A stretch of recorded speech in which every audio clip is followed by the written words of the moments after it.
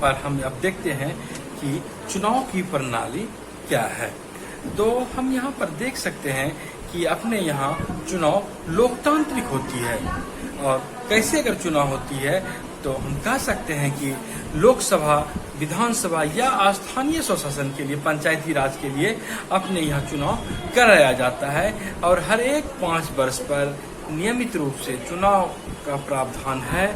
और इस 5 वर्ष के बाद लोकसभा या विधानसभा स्वतः भंग हो जाती है। उसके बाद पुनः चुनाव कराया जाता है। यह चुनाव एक ही दिन होता है पूरे देश में, या कुछ अंतराल के बाद, 8 दिन बाद या 4 दिन के अंतराल पर या 8 दिन के अंतराल पर होता है। तो इसे एक आम चुनाव कहते हैं, जो कि पूरे देश के स्तर पर होता है। कई बार किसी निर्वाचन क्षेत्र विशेष में पहले ही 5 वर्ष के पहले ही चुनाव होता है और इसे उपचुनाव भी कहते हैं। इसका कारण हो सकता है कि किसी सदस्य की मृत्यु हो जाए या वह इस्तीफा दे दे, तो ऐसे में उपचुनाव कराना पड़ता है। यहाँ पर जैसा कि हमने पहले देखा कि हरियाणा में देवीलाल की सरकार बनी थी, तो वहाँ भी विधानसभा का चुनाव हुआ था। तो कितने सदस्य सीटों के लिए चुनाव हुआ? तो 90 सीटों के लिए। और यदि हम अपने बिहार राज्य की बात करें तो यहाँ विधानसभा में 243 सीटों पर विधायकों का चुनाव कराया जाता है। हर एक क्षेत्र को निर्वाचन क्षेत्र के रूप में बांट दिया जाता है, उसका परिसीमन कर दिया जाता है कि इस क्षेत्र तक के मतदाता के लिए एक संसदीय सीमा होगी, वहां से एक एमपी चुने जाएंगे। और इस तरह देश में अगर लोकसभा की बात करें तो 543 लोकसभा सीटों के लिए चुनाव कराया जाता है। और जो सदस्य चुने जाते हैं वो संसद सदस्य कहलाते हैं, मेंबर ऑफ पार्लियामेंट कहलाते हैं। और एमपी के रूप में भी हम लोग उसे जानते हैं। हम यह भी जानते हैं कि देश में हर एक व्यक्तियों का एक वोट होता है और एक वोट का एक मूल्य होता है। तो सभी के वोट का कीमत बराबर है। यहाँ पर कोशिश की जाती है कि लगभग प्रत्येक संसदीय क्षेत्र में वोटरों की संख्या समान हो। इसी प्रकार प्रत्येक राज्य में विधानसभा का चुनाव होता है, तो वहाँ पर उसको क्षेत्र में, निर्वाचन क्षेत्रों में बांटा जाता है।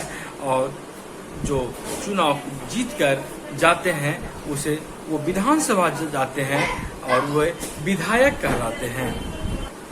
लोकसभा और विधानसभा की तरह पंचायत में या नगर पालिका में भी आप देखते होंगे, वहाँ भी सीटों का क्षेत्र बंटवारा होता है कि इस निर्वाचन क्षेत्र में होता है। या पंचायत में देखते होंगे, पंचायत का एक सीमा होता है, वहां से एक मुखिया चुने जाते हैं, एक पंचायत समिति।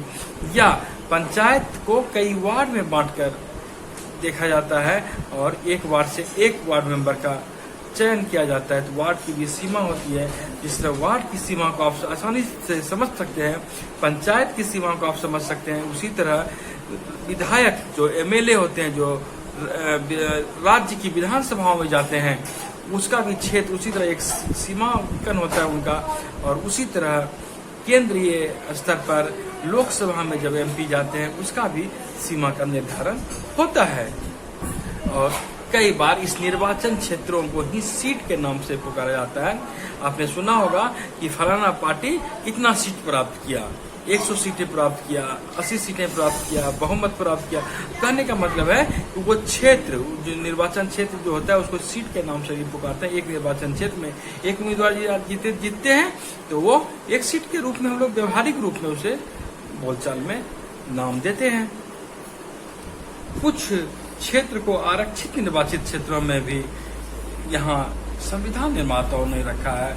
संविधान निर्माताओं को लगा था कि जो कमजोर पर हैं, जो हाशिए पर के वर्ग के लोग हैं, उनका भी प्रतिनिधित्व यदि संसद में, राज्यसभा में, विधानसभा में नहीं होगा तो उनके हितों की रखवाली हो सकता है अच्छी तरीके से ना हो सके।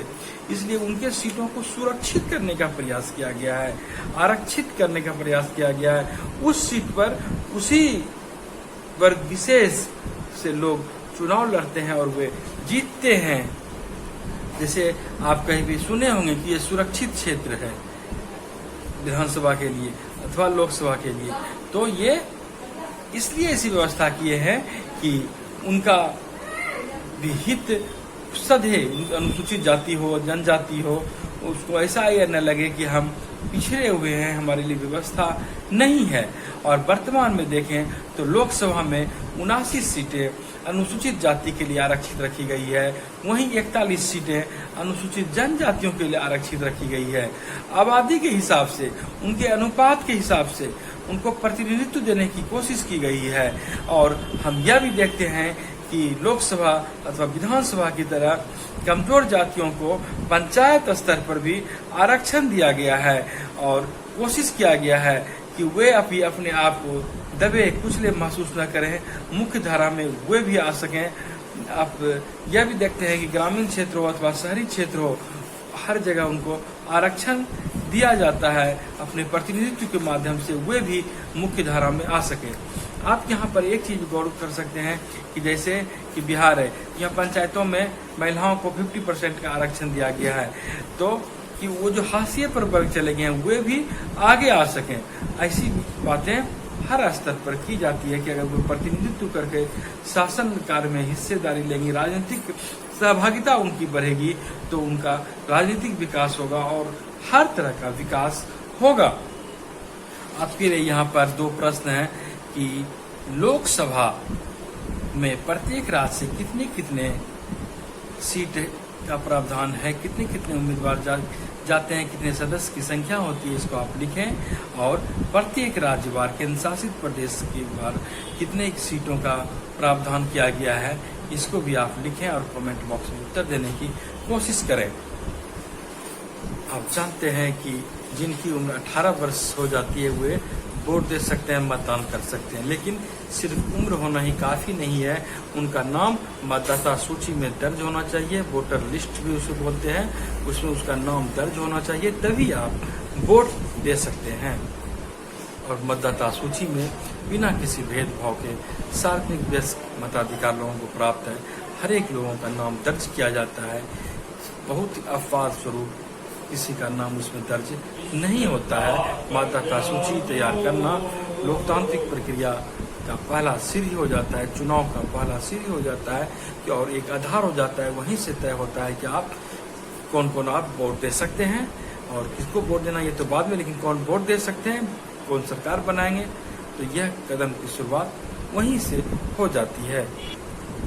कुछ खास परिस्थितियों में जो कि दिमागी रूप से असंतुलित हो या कोई आपराधिक पृष्ठभूमि का बहुत अपराध किया हुआ हो, तो उसे वोट देने से रोक दिया जाता है, उसे वोट देने का अधिकार नहीं है। और इतना जान लें, हर चुनाव के पूर्व मतदाता सूची में सुधार किया जाता है, क्योंकि कुछ नए लोग उसमें जुड़ते हैं जिनकी उम्र 18 वर्ष हो जाती है, वे वोट देने के लायक हो जाते हैं, उनका नाम वहाँ जोड़ा जाता है। और कुछ लोग बाहर चले जाते हैं या मृत्यु हो जाते हैं, मृत्यु जिनकी हो जाती है, उनका नाम वहाँ से विलोपित किया जाता है, नाम डिलीट किया जाता है, नाम उसको हटाया जाता है और नए नाम को जोड़ा जाता है। और यह जोड़ना हटाना यह सरकार का काम है, सरकार के अधिकारियों का काम है। ऐसी व्यवस्था यहाँ की जाती है। ये काम चलते रहती है, अनवरत चलती रहती है, लेकिन चुनाव के समय इसको सही रूप से तैयार किया जाता है। और मतदान परिचय पत्र भी लोगों को दिया जाता है कि उसमें सारा रिकॉर्ड दर्ज होता है, कहाँ किस वोट पर किस बूथ पर जाना है, कौन सा विधानसभा क्षेत्र है आपका, उसमें फोटो भी लगा होता है कि आप ही आदमी हैं, सही आदमी हैं। और जो मतदाता सूची होता है उसमें पहले फोटो नहीं होता है, लेकिन संशोधन करके अब जब मतदाता सूची तैयार किया जाता है उसमें नागरिकों का फोटो भी रहता है, ताकि वो सही तरीके से मिलान हो सके, सही मतदाता वोट कर सके, किसी के बदले में कोई दूसरा उम्मीदवार कोई दूसरा जाके वोट नहीं कर सके। अब यहाँ पर हम देखते हैं उम्मीदवारों का नामांकन कि कौन उम्मीदवार खड़े हो सकते हैं। तो जो वोट डाल सकते हैं वो उम्मीदवार के रूप में खड़े भी हो सकते हैं, लेकिन आपकी उम्र 18 नहीं 25 वर्ष होनी चाहिए और किसी अपवाद स्वरूप कोई विवादित मसले में आप ना पड़े हो, आपको अपराध की सजा नहीं दी गई हो, आप दिवालिया ना हो, मानसिक रूप से विक्षिप्त ना हो, तो आपको वोट लड़ने का अधिकार है, आपको चुनाव में खड़े होने का। और लोकसभा विधानसभा में तो राजनीतिक दल के सदस्य होते हैं वे मनोनयन करते हैं कि इस क्षेत्र से हमारे इस राजनीतिक दल के ये व्यक्ति खड़े होंगे, उम्मीदवार होंगे, चुनाव लड़ेंगे, और पार्टी उन्हें मनोनीत करती हुई सामान्य तौर पर आप सुने होंगे तो उन्हें टिकट मिला या इस टिकट से वे लड़ रहे हैं, तो जो जिस पार्टी के होते हैं वो चुनाव लड़ते हैं और पार्टी उन्हें मनोनीत भी करती है। इसे आमतौर पर व्यवहारिक रूप से लोग यह भी बोलते हैं उन्हें टिकट मिला, टिकट भी उनको कह सकते हैं, पन्ना छाप कह सकते हैं। जो उम्मीदवार होते हैं नामांकन कराने के समय उन्हें कई घोषणाएं करनी पड़ती है और कुछ पैसा जमानत के रूप में जमा करनी पड़ती है, ताकि यदि वे जब चुनाव हार जाते हैं तो वो पैसा वापस नहीं मिलता है। लेकिन चुनाव जीत जाते हैं अथवा उनकी जमानत जब्त नहीं होती है, एक निश्चित मत उन्हें प्राप्त हो जाता है, तो पैसा उन्हें लौटा दिया जाता है। और जैसे कि कोई तरह की वारदात हो जाती है तो उनको दर्ज कराना पड़ता है, कितने आपराधिक मामले या कितने उनके खिलाफ मामले चल रहे हैं इनका जिक्र करना पड़ता है, उनकी पूरी संपत्ति कितनी है, पूरे परिवार की संपत्ति कितनी है, कितना कर्ज है, कितनी शैक्षिक योग्यता है, इन सारी कई सूचनाओं को उन्हें चुनाव लड़ने के समय नामांकन फॉर्म भरने के समय भरना पड़ता है। और ये सूचनाएं सार्वजनिक कर दी जाती है ताकि क्षेत्र की सभी मतदाता उसे देख सके, उस आधार पर अपना मत उसके प्रति व्यक्त कर सके, एक धारणा बना सके और लोग अच्छे उम्मीदवार का चयन कर सके। इसके पीछे उद्देश्य यह है और मतदाता भी अपने प्रतिनिधि को जान सके, उनके बारे में जाने, इनके पीछे ये उद्देश्य रहा है। अब यहाँ पर देखते हैं उम्मीदवार की शैक्षिक योग्यता। कभी कभी लगता है लोगों को कि जो उम्मीदवार होते हैं, जो नेता होते हैं, उनके लिए पढ़ाई लिखाई अनिवार्य कर देनी चाहिए, BA पास, MA पास। लेकिन अगर हम इस बात को देखें तो इसका दूसरे पहलू को देखें तो पहले तुम्हें लगता है कि नहीं इसे होनी चाहिए। जब शिक्षा का महत्व है, पढ़ाई लिखाई का महत्व है, तो हमारे नेता पढ़े लिखे क्यों ना हो, पढ़ाई जरूरी होनी चाहिए। लेकिन अगर हम इसके दूसरे पहलू को देखें तो हम यह भी कह सकते हैं कि हमारे देश में शिक्षा का स्तर भी काफी निम्न है और शुरू में तो और कम थी। और यदि हम पढ़ाई लिखाई की सीमा को देखते तो 90% लोग तो ऐसे ही बाहर हो जाते, तो उचित भागीदारी नहीं हो पाती। दूसरी बात कि हर चीज के लिए पढ़ाई लिखाई जरूरी ही है, डिग्री जरूरी है, ऐसी कोई बातें नहीं है। कोई क्रिकेट खेलता है तो उसके लिए पढ़ाई लिखाई जरूरी नहीं भी है। जरूरी नहीं है कि वो अच्छा शिक्षित हो, डिग्री हो तभी वो क्रिकेट खेल सकें, फुटबॉल खेल सकें या फिल्मी दुनिया में जा सकें। बिना पढ़े लिखे लोग भी बहुत अच्छी काम करते हैं। और राजनेता और लोकतंत्र ये सेवा का चीज है, जनसेवा का चीज है। और ऐसी धारणाएं, ऐसा क्रियाकलाप लोग बिना पढ़े लिखे भी कर सकते हैं। इसी उद्देश्य को देखते हुए संविधान निर्माताओं ने इस संदर्भ में सख्ती नहीं की और यह सोचा कि नैतिक रूप से जो नेता होंगे वे आम पब्लिक के प्रति अपने दायित्व का निर्वहन करेंगे, अधिक से अधिक सेवा के माध्यम से उन्हें अच्छा अवसर उपलब्ध कराने की कोशिश करेंगे। अब हम यहाँ पर चुनाव अभियान की चर्चा करेंगे। चुनाव अभियान में क्या होता है कि कौन सी पार्टी अच्छी है, किसकी नीति अच्छी है, कौन सी पार्टी काम करेगी, इसके बारे में एक धारणा लोगों में भी होनी चाहिए और यह बहस खुले रूप में होनी चाहिए। हमारे देश में जब चुनाव की घोषणा हो जाती है तो चुनाव के पूर्व 2 सप्ताह पूर्व से लोग खुलेआम उसका प्रचार करने लगते हैं और उम्मीदवार मतदाताओं से संपर्क करते हैं। यदि ऐसी भी बातें देखी जाती है कि लोगों को, उम्मीदवार को लगता है कि 5 वर्ष के बाद चुनाव होना ही है, तो वो पहले से ही तैयारी करना स्टार्ट कर देते हैं। ऐसी भी बातें देखने को मिलती है। लेकिन चुनाव, जब से चुनाव आयोग की घोषणा करती है कि इस बीच नामांकन होगा, इस बीच से फिर आप रैली कर सकते हैं, उसकी इजाजत देती है, तो अपने समर्थकों के साथ रैली, प्रदर्शन, जुलूस, नारेबाजी, ऐसी चीजें भी देखने को मिलती है। अपने समर्थकों के साथ खूब उल्लासमय वातावरण में ये लोग जनता को रिझाने की कोशिश करते हैं और बहसें भी होती है। कई बार टीवी पर, रेडियो पर, समाचार पत्रों में आप देखते होंगे कि दोनों पार्टियां, कई पार्टियां बहस भी करती है और कभी कभी कुछ लोग डिस्टर्ब भी करते हैं कि चुनाव नहीं हो। ऐसे भी लोग देश में हैं और उन्हें लगता है कि लोकतंत्र देश में नहीं रहे। इसके लिए कभी कभी आप देखते होंगे कि उग्रवादी हमला तक हो जाता है, चुनाव का बहिष्कार तक कुछ लोग कर देते हैं। कभी कभी कुछ लोग कहते हैं कि काम नहीं तो वोट नहीं, मेरे इलाके में काम नहीं हुआ है तो हम वोट नहीं देंगे। ऐसी बातें देखने को मिलती है। लेकिन चुनाव बहिष्कार करना ये स्वस्थ लोकतंत्र के हित में कदापि नहीं है। और सरकार भी चाहती है कि अधिक से अधिक लोग पार्टिसिपेट करें, वोट देने जाए। चुनाव प्रशासन भी यही चाहती है कि चुनाव बहिष्कार संबंधी कोई भी बातें न हो। यहाँ पर बहुत से राजनीतिक दल नारे लगाती है, जैसे कि इंदिरा गांधी का एक नारा था 1971 के चुनाव में, उन्होंने दिया था गरीबी हटाओ। और उन्होंने वादा किया था कि जब सरकार में आएंगे तो गरीबी हटाई जाएगी। उसके बाद 1977 में जब विपक्षी की सरकार बनी थी तो उस समय उन्होंने एक नारा दिया था लोकतंत्र बचाओ।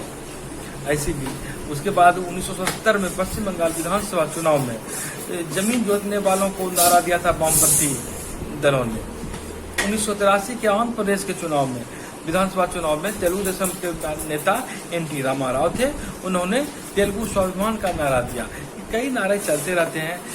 अटल बिहारी वाजपेयी के समय फील गुड का नारा आया था। इस तरह की कई बातें चुनाव के समय में एक बातें जो है जनता के बीच लोकप्रिय कराने के प्रयास किए जाते रहे हैं। कई बार तो ऐसी भी बातें होती है कि चुनाव का वोट जब लोग जाते हैं तो वहाँ उन्हें लौटा दिया जाता है। तो तुरंत जिस आदमी होते हैं कहते हैं जाओ जाओ जाओ तुम्हारा वोट तो हम डलवा दिए। तो सरकार की, प्रशासन की हर संभव कोशिश होती है कि ऐसी बातें ना हो, कोई बूथ लूट न लिया, जबरदस्ती वोटिंग ना हो और सही आदमी सही तरीके से वोट कर सके। ऐसी भी बातें होती है यहाँ पर, जैसा कि आप इस कार्टून से समझ सकते हैं कि यह कहते हैं क्यों परेशान होते हो, जाओ तुम्हारा वोट तो हमने करवा दिया है। वहाँ पर फिर मतदान सेंटर पर जो मतदाता जाते हैं वो निराश लौटते हैं। ऐसी बातें लोकतंत्र के लिए शुभ नहीं है। राजनीतिक दलों को चुनाव प्रचार करने की आजादी तो होती है, लेकिन उस पर भी बंधन लगाया जाता है। मनमानी पूर्ण स्वतंत्रता की आजादी नहीं होती है। कई बार कई उम्मीदवारों से कई तरह का रोक भी लगाया जाता है कि आप ये काम नहीं कर सकते हैं। जैसे मतदाता को लोभ नहीं दे सकते, पैसे नहीं बांट सकते कि पैसा देके आप वोट ले लीजिए, घूस या जबरदस्ती हम ही को वोट देना होगा, या आप जाति के आधार पर, धर्म के आधार पर वोट मांगने की मनाही है। और एक निश्चित रकम से ज्यादा आप खर्चा नहीं कर सकते हैं। लोकसभा तो 70 लाख रुपये से अधिक आप खर्चे नहीं कर सकते हैं। उसी तरह विधानसभा के लिए भी है। और हर क्षेत्र के लिए अलग अलग समय समय पर निर्वाचन आयोग द्वारा राशि तय की जाती है और जितने आप खर्च करते हैं सबों का लेखा जोखा भी उन्हें वहाँ देना पड़ता है निर्वाचन आयोग के पास। चुनाव के संदर्भ में एक आदर्श संहिता लागू की जाती है, एक आचार संहिता जो कि हर एक दृष्टि से आदर्श हो, उसका अवमानना न हो, उसकी अवहेलना न हो। आम पब्लिक को लगे कि नहीं, स्वतंत्र चुनाव, निष्पक्ष चुनाव, चुनाव आयोग पारदर्शी तरीके से चुनाव की व्यवस्था कर रहे हैं। और यदि किसी तरह की अशोभनीय वारदात होती है या डरा कर धमका कर गलत तरीके से वोट ले लिया जाता है तो बाद में चुनाव को रद्द भी किया जाता है। और कई तरीके के अन्य रोक भी हैं, जैसे चुनाव के लिए किसी धर्म स्थल का उपयोग नहीं किया जा सकता है। यदि आप सरकार में भी हैं तो सरकारी वाहन का जो है उसमें उपयोग नहीं कर सकते हैं, हम सरकारी पैसे का दुरुपयोग नहीं कर सकते हैं। और चुनाव की जब घोषणा हो जाती है तो फिर आचार संहिता लागू हो जाने के बाद कोई मंत्री भी है तो वहाँ पर बड़ी योजना का शिलान्यास नहीं कर सकते हैं और कोई नीतिगत फैसले नहीं ले सकते हैं। जनता को लगे कि जो है अगर ये है तभी होगा, नहीं तो नहीं होगा। घोषणा कर सकते हैं लेकिन कोई नीतिगत बड़े फैसले फिर वहाँ पर नहीं लिए जा सकते हैं। यहाँ पर हम देखते हैं मतदान और मतगणना। तो जिस दिन चुनाव की तिथि होती है उस दिन लोग जाते हैं और यह एक आखिरी चरण होता है और लोग मतदाता वोट देते हैं और चुनाव का दिन भी कहलाता है। और कई तरह के नारे भी सुने होंगे आपने कि पहले मतदान फिर जलपान। कहने का मतलब है कि मतदान किसी भी सूरत में भूल नहीं जाना है, मतदान करना ही करना है।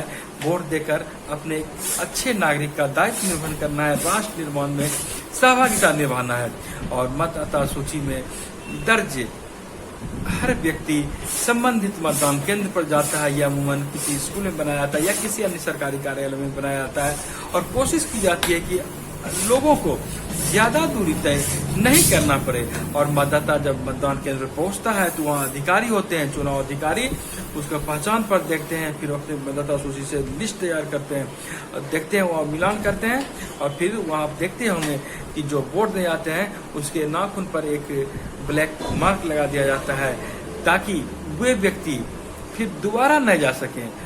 वह स्याही तुरंत छूटता नहीं है और फिर दोबारा यदि जाएंगे तो फिर वो पकड़ा जाएंगे। इसीलिए और वहाँ पर चुनाव पारदर्शी तरीके से हो, हर एक राजनीतिक दल के एजेंट, चुनावी एजेंट वहाँ पर बैठे रहते हैं और वे मतदान केंद्र पर उसे बैठने की इजाजत होती है सभी उम्मीदवार के एजेंट को, ताकि वो देख सके कि सही तरीके से चुनाव व्यवस्था की जा रही है।